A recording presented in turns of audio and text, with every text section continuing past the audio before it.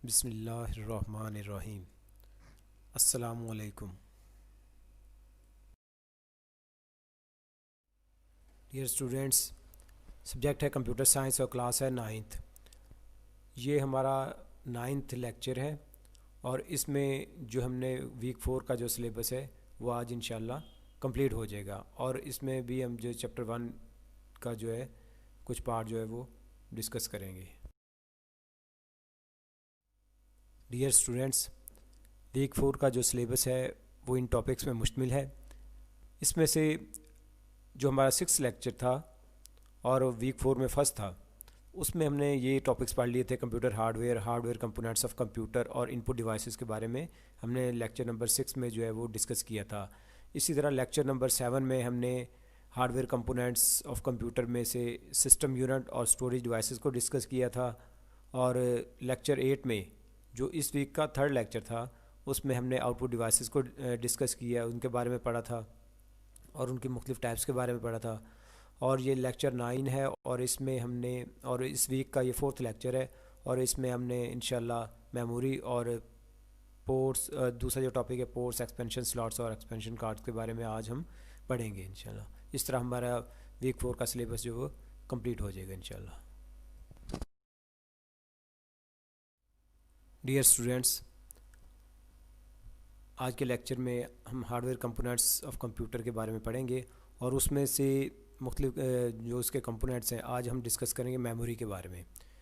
Computer memory क्या होती है और इसकी जो 3 टाइप्स हैं, ROM, read only memory, random access memory और कैश के बारे में पढ़ेंगे।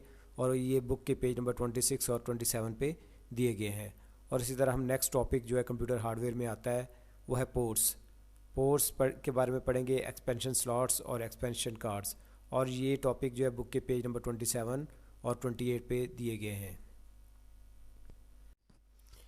ये बुक का पेज नंबर 26 आप देख सकते हैं कि इस पे मेमोरी का टॉपिक है और उसकी एक टाइप जो है रोम स्टार्ट हुई है इधर से। और इसी तरह आप ये बुक का पेज नंबर जो है 27 देख सकते हैं। इसमें जो है जो रिमेनिंग पार्ट था रोम का वो है, और इसके अलावा रैम है, रैंडम एक्सेस मेमोरी के बारे में है। और इस तरह ये कैश मेमोरी भी इस पेज पे दिया गया। और उसके बाद इसी पेज पे नेक्स्ट टॉपिक स्टार्ट हो जाता है ports, expansion slots and expansion cards. ये आप देख सकते हैं। और ये पेज नंबर 28 है और ये आज के टॉपिक का लास्ट पेज है।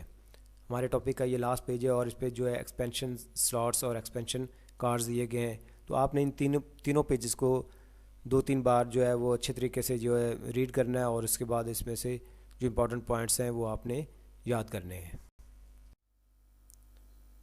Memory unit stores data and programs that are being executed by the computer. Memory unit जो होते हैं वो डाटा और प्रोग्राम्स को होल्ड करते हैं, यानी कि वो डाटा और program that are being executed by the computer, जिनको कंप्यूटर एग्जीक्यूट कर रहा होता है या उनके इंस्ट्रक्शन की तामील कर रहा होता है या उन पे अमल पैरा हो रहा होता है।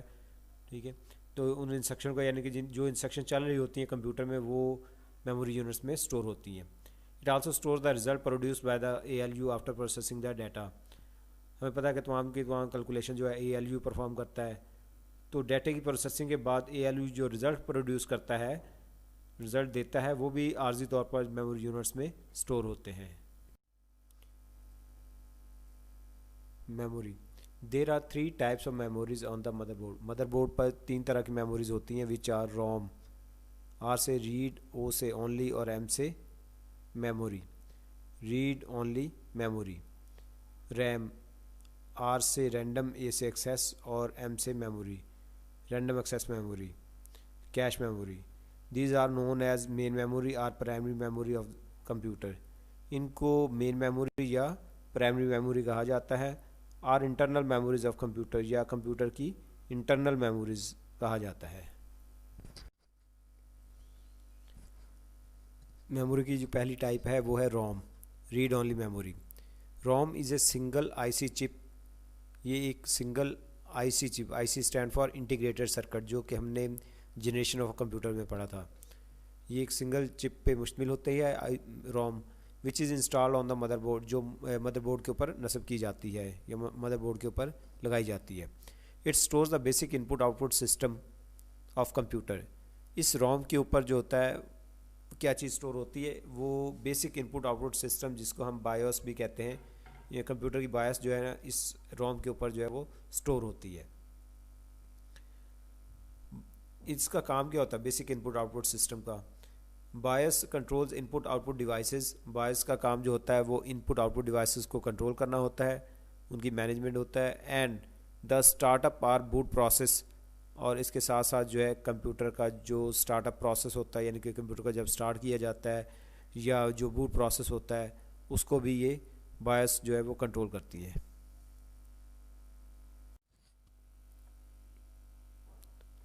ROM, read all memory. BIOS programs test the computer's component when it is turned on. BIOS के जो प्रोग्राम्स होते हैं, उसकी जो इंस्ट्रक्शंस होती हैं, वो कंप्यूटर्स कंपोनेंट को टेस्ट करती हैं। कंप्यूटर्स कंपोनेंट कौन से होते हैं? जैसे keyboard, mouse, monitor, hard disk, RAM वगैरह, जितने भी कंपोनेंट्स हैं कंप्यूटर के, उनको वो टेस्ट करती हैं क्या है वो प्रॉपर वर्किंग कर रहे हैं या नहीं। When it is turned on, जब कंप्यूटर को ऑन किया जाता है। And then load the operating system into the RAM, और फिर ऑपरेटिंग सिस्टम को जो है वो रैम में लोड करता है, यानी कि हार्ड डिस्क से रैम में लेके आता है। To make the computer ready for operation. किस पर्पज़ के लिए होता है ये रैम, यानी कि ऑपरेटिंग सिस्टम का हार्ड डिस्क से रैम में आना, ताकि कंप्यूटर को रेडी किया जा सके ऑपरेशन के लिए। जब ऑपरेटिंग सिस्टम रैम में आ जाता है तो वो कंप्यूटर का कंट्रोल जो ऑपरेटिंग सिस्टम संभाल लेता है। इस तरह डिस्प्ले स्क्रीन हमारे सामने आ जाती है और हम कंप्यूटर को यूज़ कर सकते हैं। हमारा टॉपिक जो है वो रोम कंटिन्यू है। BIOS programs are permanently stored in ROM. BIOS के जो प्रोग्राम्स होते हैं, बेसिक इनपुट आउटपुट सिस्टम की जो इंस्ट्रक्शंस होती हैं, वो मुस्तकिल तौर पर परमानेंटली स्टोर कर दी जाती हैं रोम के ऊपर।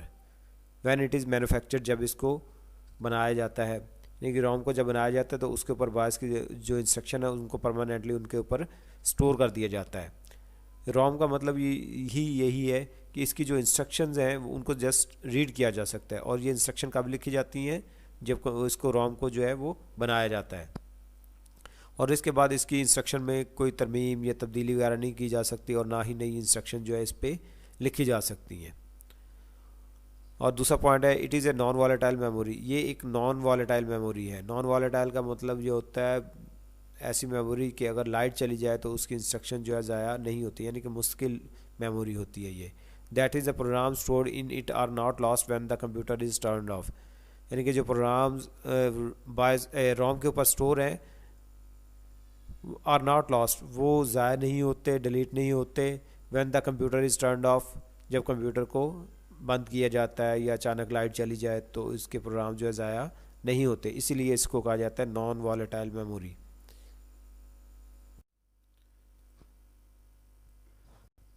Types of ROM, read-only memory. There are three common types of ROM, which are PROM. P stand for programmable read-only memory. Next है EPROM. E से erasable programmable read-only memory.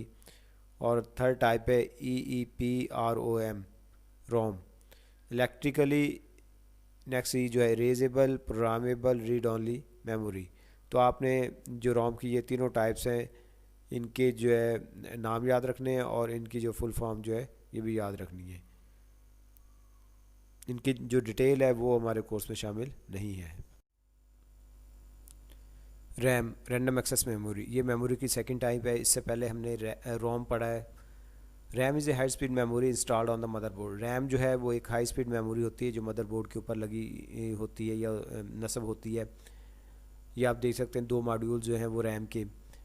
तो हाई स्पीड इसलिए कहा जाता है कि इस पे जो इंस्ट्रक्शंस लिखनी हो या यहाँ से रीड करनी हो तो इसके लिए इंतहाई कम वक्त दरकार होता है, या ये फौरी जो है रिस्पांस देती है, यानी कि इसका रिस्पांस टाइम जो है फौरी होता है कि रीड या राइट ऑपरेशन में इंतहाई कम वक्त लगता है। It is A read write memory. ये जो मेमोरी होती है ये रीड और राइट मेमोरी है। इसका क्या मतलब होता है कि इसके ऊपर इंस्ट्रक्शन जो है लिखी भी जा सकती हैं, और यहाँ से जो इंस्ट्रक्शन या प्रोग्राम इस पर स्टोर है उसको रीड भी किया जा सकता है, इसलिए इसे रीड राइट मेमोरी कहा जाता है। इससे पहले जो हमने मेमोरी पढ़ी थी रोम, वो थी रीड ओनली मेमोरी। उस पे जो इंस्ट्रक्शन स्टोर होती थी उनको जस्ट हम रीड कर सकते थे, नई इंस्ट्रक्शन रोम के ऊपर नहीं लिखी जा सकती थी, ना उनको चेंज किया जा सकता था। लेकिन रैम के ऊपर जो है नई इंस्ट्रक्शन लिखी भी जा सकती हैं और वहाँ से इंस्ट्रक्शन को रीड भी किया जा सकता है, दोनों काम किए जा सकते हैं। रैम के बारे में नेक्स्ट पॉइंट है, programs are loaded into RAM from secondary storage devices. Programs को जो है सेकेंडरी स्टोरेज डिवाइसेस जैसे कि हार्ड डिस्क या यूएसबी फ्लैश ड्राइव वगैरह होती है, वहाँ से रैम में लोड किया जाता है। ठीक है, यानी कि प्रोग्राम्स वगैरह का सेकेंडरी स्टोरेज डिवाइसेस से रैम में आना, इसे लोडिंग ऑफ प्रोग्राम कहा जाता है। ये किस पर्पज़ के लिए किया जाता है? For execution by the micro processor, ताकि माइक्रो प्रोसेसर जो है या सीपीयू जो है उसकी इंस्ट्रक्शंस को जो है चला सके या उसकी इंस्ट्रक्शंस पे अमल कर सके या उन इंस्ट्रक्शंस को वो उनकी तामील कर सके। तो इस पर्पज़ के लिए जो है हार्ड डिस्क से जो है या सेकेंडरी स्टोरेज डिवाइसेस से प्रोग्राम को जो है वो रैम में लाया जाता है। नेक्स्ट पॉइंट है, it is a volatile memory.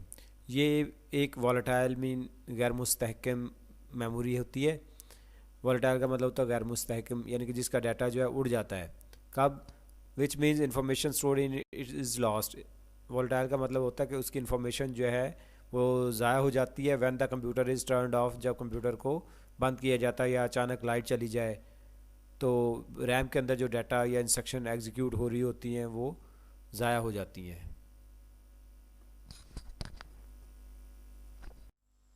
Cache memory. Cash is a very small amount of extremely fast memory.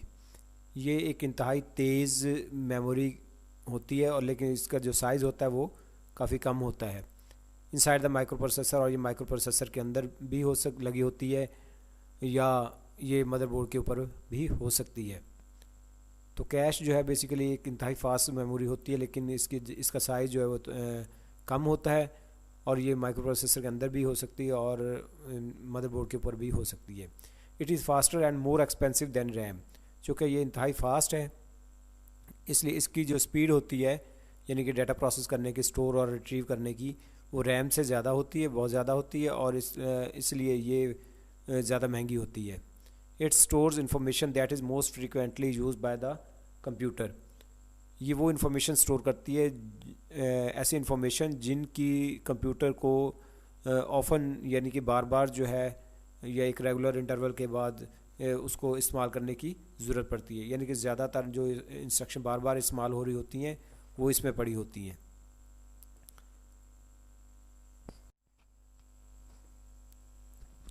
Cache memory. The purpose of using cache is to improve the processing speed of computer. Cache memory का जो purpose है इस्तेमाल करने का वो ये होता है कि कंप्यूटर की जो प्रोसेसिंग स्पीड है उसको बेहतर किया जाए, ज़्यादा किया जाए। शुरू में ये होता था कि ये हमारे पास सिर्फ माइक्रो प्रोसेसर है और इधर मेन मेमोरी के अंदर जो इंस्ट्रक्शन स्टोर होती थी। जब किसी इंस्ट्रक्शन की ज़रूरत होती तो माइक्रो प्रोसेसर उसके लिए इंस्ट्रक्शन को फैच करने के लिए कमांड सेंड करता था। मेन मेमोरी से वो इंस्ट्रक्शन जो है वापस जो है वो सेंड की जाती थी प्रोसेसर के बाद। तो इस तरह यो इंस्ट्रक्शंस का मेन मेमोरी से प्रोसेसर के पास जाना, यहाँ से फैच करने में जो है टाइम ज़्यादा लगता था, जिससे प्रोसेसिंग स्पीड जो है कंप्यूटर्स की इतनी ज़्यादा नहीं होती थी। बाद में जो कैश मेमोरीज़ की डेवलपमेंट के बाद क्या हुआ कि जब कोई इंस्ट्रक्शन जो है जब मेन मेमोरी से वापस जो है प्रोसेसर के पास जा रही होती है तो उसमें ये जो L2 और L3 कैश है इनमें भी स्टोर हो जाती है और उसके बाद जो है प्रोसेसर के पास जो मेमोरी है L1 कैश इसमें भी स्टोर हो जाती है। ठीक है, फिर नेक्स्ट इंस्ट्रक्शन की ज़रूरत पड़ती है तो नेक्स्ट इंस्ट्रक्शन आती है। जब नेक्स्ट इंस्ट्रक्शन को फैच करना होता है तो पहले वो चेक किया जाता है कैश मेमोरी में इतनी पड़ी हुई, इसमें नहीं है तो इनमें चेक किया जाता है, अगर इनमें भी नहीं है तो फिर वो मेन मेमोरी से नेक्स्ट इंस्ट्रक्शन लाई जाती है। नेक्स्ट इंस्ट्रक्शन भी इन दोनों में स्टोर हो जाती है, फिर प्रोसेसर को दी जाती है। तो इस तरह अगर कोई इंस्ट्रक्शन जो है फैच करनी होती है तो वो पहले इनमें चेक की जाती है, इसमें है तो प्रोसेसर को इधर मेन मेमोरी में कमांड सेंड करने की ज़रूरत नहीं पड़ती, वो इधर से ही इसको यूज़ कर लेता है जिससे उसकी स्पीड में जो है इम्प्रूव होती है। अगर इसमें नहीं है तो फिर वो L2 और L3 लेवल की जो कैश होती है इनमें वो चेक करता है। अगर इनमें भी नहीं है तो फिर जो है वो मेन मेमोरी में जो है वो जाता है। अगर इनमें अवेलेबल है तो वो इंस्ट्रक्शन जो है इधर सेंड कर दी जाती है और इस तरह जो है प्रोसेसर को यहाँ से फैच करने की ज़रूरत नहीं पड़ती। तो लेवल 1 यानी कि L1 कैश और L2 और L3 जो ये कंप्यूटर की प्रोसेसिंग स्पीड को काफ़ी ज़्यादा जो है वो इंक्रीज़ कर देती हैं, जिससे जो है टाइम जो है इनमें से जो इंस्ट्रक्शन को फैच करना होता है इसमें टाइम जो है इंतहाई कम लगता है as compare to main memory. अगर इन दोनों में नहीं है तो फिर मेन मेमोरी से इंस्ट्रक्शन लाई जाती है, ये वर्स्ट केस होता है। इससे प्रोसेसिंग की स्पीड जो है थोड़ी सी कम हो जाती है। तो there are 3 types of cache memories which are level 1 इसको L1 से रिप्रेजेंट किया जाता है, लेवल 2 इसको L2 से रिप्रेजेंट किया जाता है और लेवल 3 इसको L3 से रिप्रेजेंट किया जाता है। हमारा टॉपिक जो है कैश मेमोरी जो वो कंटिन्यू है। L1 cash is built inside the microprocessor whereas L2 and L3 are on the motherboard. L1 cache is faster than L2 and L3. L1 जो कैश है वो माइक्रो प्रोसेसर के अंदर ही बिल्ट इन होती है, बनी होती है, जबकि जो L2 और L3 जो होती हैं वो जो होती है मदरबोर्ड के ऊपर होती हैं। इन तीनों में से सबसे ज़्यादा जो स्पीड होती है L1 की होती है, फिर L2 की और फिर L3। L1 cash is faster than L2 और and L3। Ports. Port is an interface for connecting various devices to the system unit. Port जो है वो एक इंटरफेस है जो सिस्टम यूनिट के साथ मुख्तलिफ डिवाइसेस को जो है कनेक्ट करने के लिए इस्तेमाल किया जाता है। आप ये देख सकते हैं इंटरफेस किसे कहते हैं। ये एक ऐसा पॉइंट होता है जहाँ पे हम दो चीज़ें आपस में कनेक्ट होती हैं, यानी कि कंप्यूटर सिस्टम को और कीबोर्ड माउस वगैरह को या दूसरी चीज़ें जो एक्सटर्नल डिवाइसेस होती हैं आपस में कनेक्ट करने के लिए जो प्लेस होती है उसे हम कहते हैं इंटरफेस या पोर्ट। ठीक है, जहाँ पे दो चीज़ें आपस में मिलती हैं, कनेक्ट होती हैं, कम्युनिकेट करती हैं, एक दूसरे को इंफॉर्मेशन सेंड और रिसीव करती हैं, उसे पोर्ट कहा जाता है या इंटरफेस कहा जाता है। These are located on the motherboard, ये मदरबोर्ड पे होते हैं, and are usually seen at the back of the system unit, और ये सिस्टम यूनिट के आमतौर पर बैक साइड पे देखी जाती हैं या बैक साइड पे मौजूद होती हैं। अब ये देख सकते हैं ये जो पोर्ट्स होते हैं मुख्तलिफ डिवाइसेस को कंप्यूटर के साथ अटैच करने के लिए इस्तेमाल की जाती हैं। Ports, there are various type of ports for connecting keyboard, mouse, monitor, microphone, speakers and other input output devices. Motherboard के ऊपर जो है सिस्टम यूनिट की बैक साइड पे जो है मुख्तलिफ टाइप्स की जो पोर्ट्स होती हैं जो कि कीबोर्ड को, माउस को, मॉनिटर को और माइक्रोफोन है, स्पीकर्स हैं और दूसरे इनपुट आउटपुट डिवाइसेस को कनेक्ट करने के लिए इस्तेमाल की जाती हैं।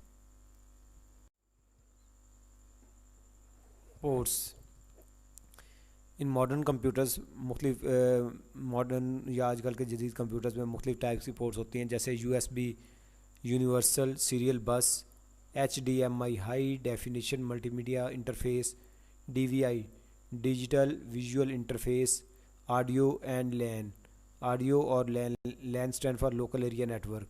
ये मुख्तलिफ पोर्ट्स होती हैं। This ports are use for connecting various devices to computer. ये पोर्ट जो होते हैं मुख्तलिफ डिवाइसेस को कंप्यूटर के साथ कनेक्ट करने के लिए इस्तेमाल की जाती हैं।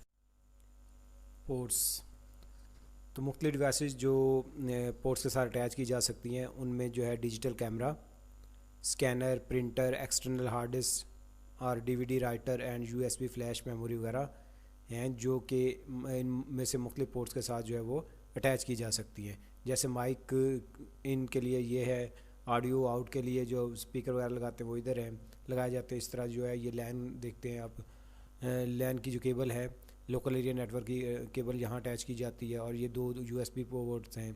इस तरह ये दूसरी मुख्तलिफ पोर्ट्स हैं, जैसे VGA जो है मॉनिटर की जो पोर्ट केबल है वो यहाँ अटैच की जाती है। तो ये मुख्तलिफ पोर्ट्स हैं मुख्तलिफ डिवाइसेस को अटैच करने के लिए। एक्सपेंशन स्लॉट्स, आप ये देख सकते हैं मदरबोर्ड पे ये स्लॉट्स इनको कहा जाता है। इनके ऊपर मुख्तलिफ जो है एक्सपेंशन कार्ड जो है वो इंस्टॉल किए जाते हैं या प्लग किए जाते हैं, यहाँ पे लगाए जाते हैं। ये भी एक्सपेंशन स्लॉट्स हैं और ये भी एक्सपेंशन स्लॉट्स हैं। तो expansion slots are long narrow sockets on the motherboard. ये जो है लंबी तंग जो सॉकेट्स होती है मदरबोर्ड के ऊपर किस पर्पज़ के लिए इस्तेमाल की जाती हैं? Use for installing expansion card. इनके ऊपर जो है एक्सपेंशन कार्ड जो है वो लगाए जाते हैं, ये प्लग किए जाते हैं। A motherboard has different type of expansion slots on it. Motherboard के ऊपर मुख्तलिफ टाइप्स के जो एक्सपेंशन स्लॉट्स होती हैं, टाइप्स की एक्सपेंशन स्लॉट होती हैं to connect different expansion cards, उनके ऊपर मुख्तलिफ किस्म के जो एक्सपेंशन कार्ड जो है वो लगाए जाते हैं या प्लग किए जाते हैं।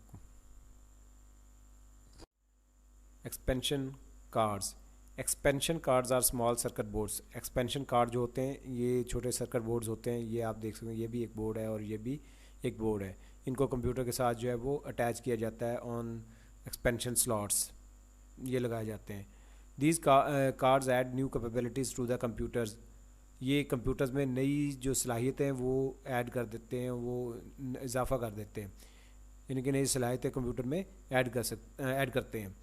जैसे ये नेटवर्क कार्ड है, अगर ये कंप्यूटर के साथ जो है लगाया जाए तो कंप्यूटर में ये कैपेबिलिटी पैदा हो जाती है, कोई नेट पे जो है नेटवर्क पे जो डाटा सेंड और रिसीव कर सकता है। और इसी तरह अगर ये कार्ड साउंड कार्ड जो लगाया जाए तो कंप्यूटर में ये कैपेबिलिटी पैदा हो जाती है कि वो जो है साउंड को प्ले कर सके या साउंड जो है प्रोड्यूस कर सके, साउंड को रिसीव कर सके। तो ये इनपुट और आउटपुट जो है साउंड फॉर्म में रिसीव कर सके और साउंड फॉर्म में दे सके। तो ये नई सलाहियत जो है ऐड हो जाती है इस कार्ड को लगाने से। इसके बगैर जो कंप्यूटर जो है साउंड प्रोड्यूस नहीं कर सकता।